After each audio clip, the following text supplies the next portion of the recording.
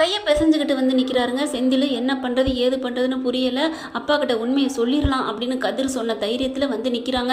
ஆனாலும் செந்தில்னால சொல்ல முடியலை. கேட்குறாரு பாண்டியன், என்னடா 10 லட்ச ரூபா பணம் எங்கே வெறுங்கையா வந்திருக்க? எங்கள் அக்கா கறி கொஞ்சம் நேரத்தில் வந்து ஆட ஆரம்பிச்சிருமே அப்படிங்கிறாங்க. ஏன்னா கல்யாணம் தான் நின்று போச்சு, 10 லட்ச ரூபா செலவு பண்ணியிருக்கேன், வச்சுட்டு மறு வேலையை பாரு பாண்டியான்னு அக்காவே சொல்லிருச்சுங்க. அப்படியே ஆடி போகிறாரு. இன்னைக்கு சாயந்தரத்துக்குள்ள வாங்கிக்கேன்னு சொல்லிட்டு உங்ககிட்ட 10 லட்சம் கொடுத்தேனடா, அதை எடுத்துகிட்டு வாடான்னு சொல்ல இங்கே மீனா செந்தில் அதிர்ச்சி ஆயிடுறாங்க. கதிர் தாங்க இதுக்கு ஐடியா கொடுக்குறாரு, நீ வந்து சொல்லு என்ன பண்ணுறது அப்படிங்கிறாங்க. ஆனாலும் பணத்துக்கு எங்கேயோ ட்ரை பண்ணி பார்க்குறாங்க. எங்கெங்கே தேடி பார்த்தாலும் கிடைக்கலங்க. பணம் 10 லட்சம் ஈஸியாக கிடைச்சிருமா என்ன? ஆனால் இங்கே செந்தில் என்ன பண்ணுறாங்க, சொல்ல வாய் எடுக்கிறாரு, முடியலை. கதிர் வந்து அவங்களுக்கு கை கொடுக்குறாங்க. அப்பா நான் சொல்கிறேன் அப்படின்னு சொல்லிட்டு, அவன் பாவம்ப்பா, அவன் எங்கே போவான் அண்ணே அப்படின்னு சொல்லிட்டு பணத்தை என்னடா தொலைச்சிட்டானா? இல்லைப்பா அவன் வேலைக்காண்டி கொடுத்துட்டான் அப்படின்னு கதிர் சொன்னோன்னா ஆடி போகிறாரு. என்னடா சொல்கிற அப்படின்னு கத்துறாங்க. ஆமாப்பா அப்படின்னு நடந்ததை சொல்கிறாங்க. அவங்க மாமனார்ட்ட கொடுத்த விஷயத்த செம்ம காண்டாகிறாரு. என்னடா நினச்சிட்டு இருக்க, உன்னை என்னடா சொன்னேன், உன்னை கூட பேங்க்ல தானடா போட சொன்னேன் அப்படி இப்படின்னு கத்த. ஐயோ மாமா அப்படியே அடிக்க போறாரு. அப்படியே குறுக்க பாஞ்சு வந்து புருஷனை காப்பாத்துறாங்க மீனாதேவி. என் புருஷனை அதெல்லாம் கை நீட்டாதீங்க, பாவம் அவர் என்ன பண்ணுவார் அப்படிங்கிறாங்க.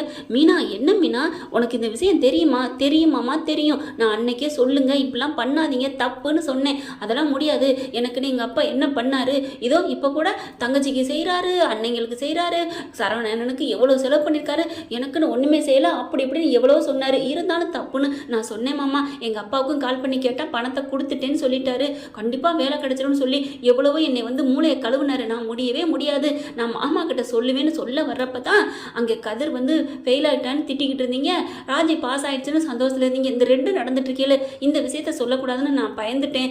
அதுக்கும் இல்லாமல் நீ என் புருஷன் மேலே மதிப்பு நீ உண்மையிலே வச்சிருந்தீங்கன்னா நீ இதை சொல்லக்கூடாதுன்னு ஒரு புருஷன் கேட்கல நான் என்னமாமா பண்ண முடியும் அப்படின்னு மீனா சொல்கிறாங்க. கோமதி அப்படியே செம்ம காண்டாரா. ஏண்டி அடி படுவாவி, உன்னை நான் பெத்த புள்ள மாதிரி நினச்சினடி, எங்களெல்லாம் நீங்கள் மதிக்கவே இல்லையா? இந்த விஷயத்தை நீ சொல்லாமல் இருக்கலாமடி, அவன் சொன்னாலும் அப்படிங்கிறாங்க. ஐயோ அத்தை நான் அப்படிலாம் நினைக்கல அத்தை, எப்படியாவது பணம் பெரட்டி அதில் போட்டுடலாம் பேங்க்கில் அப்படின்னு தான் நானும் சொல்லாமல் இருந்தேன். நான் லோனுக்கெலாம் ஏற்பாடு பண்ணிட்டேன் அத்தை, இந்த இன்னும் 2 நாளில் அந்த பணம் எனக்கு சேங்ஷன் ஆயிரும், அதுக்கப்புறம் நான் தந்துடலாம், அதில் போட்டுடலாம் அப்படின்னு தான் ஆண்டி அத்தை நினச்சேன். தயவு செஞ்சு நான் மறைக்கணும்லாம் நினைக்கல அத்தை அப்படிங்கிறாங்க. பாண்டியன் செம்ம கோதோட வராரு. இந்த மாதிரி நீ பேசிக்கிட்டு என் முன்னாடி நிற்காதடா, வீட்டை விட்டு வெளியே போடா அப்படிங்கிறாங்க. ஏன்பா நான் வெளியே போனேன், எல்லாரும் யாருதான் தப்பு பண்ணலை, டே என்னடா பேசுறீங்க, என் பெத்த பிள்ளையா இருந்து அவருக்கு எப்போ பாரு எல்லாரும் கஷ்டத்தை கொடுத்துக்கிட்டே இருக்கீங்களடா, தான் அவள் ஓடி போயிட்டா, அடுத்து தான் இவன் வந்து நீ கல்யாணம் பண்ணிட்டு வந்தேன், நீயும் கல்யாணம் பண்ணிட்டு வந்த அப்படி இப்படின்னு ஆளுக்கு பேச ஆரம்பிக்கிறாங்க. செந்தில் பார்க்குறாரு, என்னப்பா எதுக்கெடுத்தாலும் என்னை கொஞ்சமாவது மதிச்சிருக்கீங்களா? மளிகை கடையில் வச்சு ஒரு வேலைக்காரனை விட கேவலமாக நீங்கள் நடத்துனீங்க. 10 பைசா கேட்கணும்னாலும் கெஞ்சிக்கிட்டே நிற்கணும், தொங்கிக்கிட்டு நிற்கணும். பொண்டாட்டிக்கு கட்டின பொண்டாட்டிக்கு ஒரு பூ அல்வா கூட வாங்கி கொடுக்க முடியாத பாவியா நான் நிற்கிறேன். அதனால தான் சொந்தமாக நான் முன்னுக்கு வந்து உழைச்சி முன்னுக்கு வரலாம் நினச்சேன் அப்படின்னு சொல்லி உழைச்சிடா வரணும். இந்த மாதிரி லஞ்சம் கொடுத்தா வாங்கணும், லஞ்சம் கொடுத்ததை எங்கேடா வேலை வாங்கணும், லஞ்சம் கொடுத்து வாங்குறது தப்புன்னு தெரியாதா அப்படின்னு மறுபடியும் கத்துறாரு பாண்டியன்.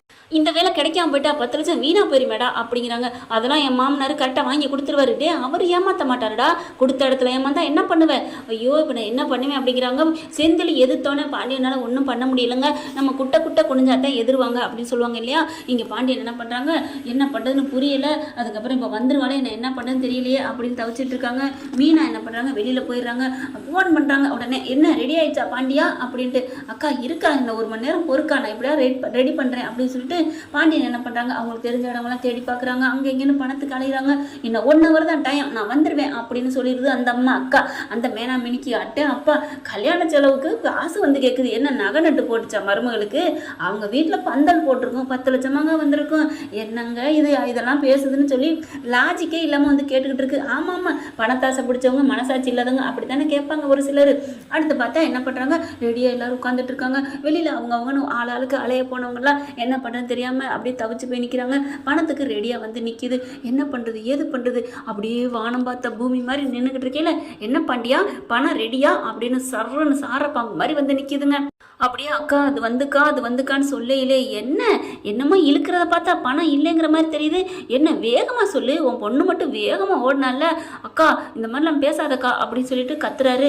அப்படி ரோசா இருந்தால் பணத்தை வையே அப்படின்னு சொல்லலே செந்தில் பார்க்குறாரு. போதுமாடா அப்படிங்கிற மாதிரி, கரெக்டாக உனக்கு வெக்கம் மானம்னு அப்படின்னு சொல்ல போயில, நான் இப்போவே நான் போலீஸுக்கு கால் பண்ணட்டுமா அப்படின்னு சொல்லி நிறுத்துங்க அப்படின்னு சொல்லிட்டு ஒரு குரல். வெளியில் பார்க்குறாங்க, மீனா வர்றாங்க, வேகமாக வர்றாங்க. வந்துட்டு பார்த்தாங்க எல்லாரும் மீனா பார்க்குறாங்க. என்னாச்சு அங்கே மீனா மீனாவை பார்த்தாலும் ஏன் இவ்வளோ அப்படியே ஒரு அதிகாரமாக சொல்கிறாளே அப்படிங்கிற மாதிரி பார்க்க ராஜி ஓடி வந்து, அக்கா என்னக்கா நீ அவங்க எப்படி பேச போச்சு, எங்கள் மாமா பற்றி பேசுறதுக்கு யாருக்குமே தகுதி இல்லை, அருகதை கிடையாது.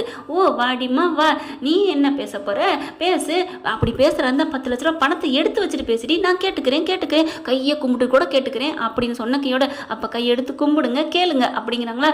என்னது கையெடுத்து கும்பிடணுமா, அப்போ நீ பணத்தை வை, நான் பணத்தை வைக்க போகிறதுனால தான் சொல்கிறேன், இப்போ நான் வச்சதுக்கப்புறம் நீங்கள் கையெடுத்து கும்பிட்டுட்டு கேட்கணும் நான் பேசுகிறத அப்படிங்கிறாங்க. பணத்தை வையிடி பார்க்கலாம் அப்படிங்கிறாங்க. கொண்டு வந்த பையிலேருந்து 10 லட்ச ரூபா பணத்தை எடுத்து வைக்கிறாங்க. எண்ணி பார்த்துக்கங்க அப்படின்னு 10 கட்டை எடுத்து வைக்கிறாங்க. பார்த்தா அப்படியே ஆமாம் எல்லாத்துலேயும் ஒவ்வொரு லட்சம் இருக்குது அப்படின்னு சொல்லிட்டு, பரவாயில்லையே சொன்ன மாதிரி நடந்துக்கிட்டியே அப்படின்னு சொல்லையிலே, இதை இப்படி சொல்லக்கூடாது, கையெடுத்து கும்பிட்டு சொல்லணும் அப்படிங்கிறாங்க.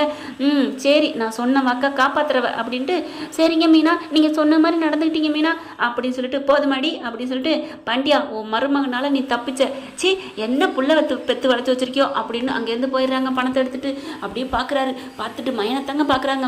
போதுமாடா எப்படி அசிங்கப்படுத்திட்டு போகிறான்னு அப்படிங்கிற கோமதி வராங்க. சரி விடுங்க, அதான் அவனுக்கு பதில் அவன் பொண்டாட்டி மானத்தை காப்பாற்றிட்டான்ல அப்படின்னு சொல்லிட்டு கொஞ்சம் அப்படி சமாதானப்படுத்துகிறாங்க கோமதி. மீனா பார்க்குறாரு பாண்டியன், ரொம்ப நன்றிம்மா, நீ உண்மையிலே எனக்கு பொண்ணா நீ பிறந்திருக்கணுமா அப்படிங்கிறாங்க. மாமா உங்களுக்கு நான் அசிங்கப்பட்டதை நான் ஒரு நாளும் விட மாட்டேன் மாமா, நான் கண்டிப்பாக உங்களுக்கு காலத்துக்கு நான் பொண்ணா இருப்பேன் மாமா அப்படிங்கிறாங்க. உண்மையிலே மீனா உன்னை நினச்சா எனக்கு ரொம்ப பெருமையாக இருக்குப்பா அப்படின்னு சொல்லிட்டு ரொம்பவே கட்டி தழுதுறதுக்குறாங்க. அப்படியே செந்தில பார்க்குறாங்க. ஏன்டா இப்படி பண்ணுற அப்படிங்கிறாங்களா. அப்படியே முறைச்சு பார்க்குறாங்க. அவரை விடுங்க மாமா, வேலை கிடைச்சா அவரும் வேலைக்கு போகட்டும், அதனால தான் நானும் பேசாமல் விட்டுட்டேன் அப்படிங்கிறாங்க. அடுத்து பார்க்குறாங்க ராஜி, அக்கா சூப்பர்க்கா எப்படிக்கா அப்படிங்கிறாங்க. அதெல்லாம் நான் வாங்கிட்டு வந்துட்டேன் விடுங்க, எப்படியோ பணம் ரெடி ஆயிடுச்சு, ஆனால் இது தப்பான முறையில் நான் அந்த பணத்தை கொண்டு வரல, போதுமா என்னை பொறுத்த வரைக்கும் அப்படிங்கிற. நில்லுமா அப்படிங்கிறாரு பாண்டியன். உன்னை பொறுத்த வரைக்கும் நாணயம் தரம் நம்பிக்கை இது என்னன்னா மீனான்னு தான் சொல்லணும், அந்த அளவுக்கு நீ பேர் போனவமா, நீ பொய்யா சொல்ல மாட்டேன், பொய்யா இந்த பணத்தை கொண்டு வந்திருக்க மாட்டேன்னு நான் நம்புறேன், நீ அந்த விளக்கம் கொடுத்து அதுக்கப்புறம் தான் உன்னை நம்பணும்னு எங்களுக்கு அவசியம் இல்லை அப்படின்னு சொன்ன கையோட அப்படி சந்தோஷம் அடைகிறாங்க மீனா. ரொம்ப நன்றி மாமா, என்னை இந்த அளவுக்கு புரிஞ்சு வச்சிருக்கிறதுக்கு அப்படின்னு நன்றி சொல்றாங்க. ஓகே ஃப்ரெண்ட்ஸ், பார்க்கலாம் இப்படி தான் போகலாம். இந்த பதிவு உங்களுக்கு பிடிச்சிருந்துச்சுன்னா உங்கள் பொண்ணான கையில் உள்ள போட்டு சப்ஸ்கிரைப் பண்ணிடுங்க. Thank you friends.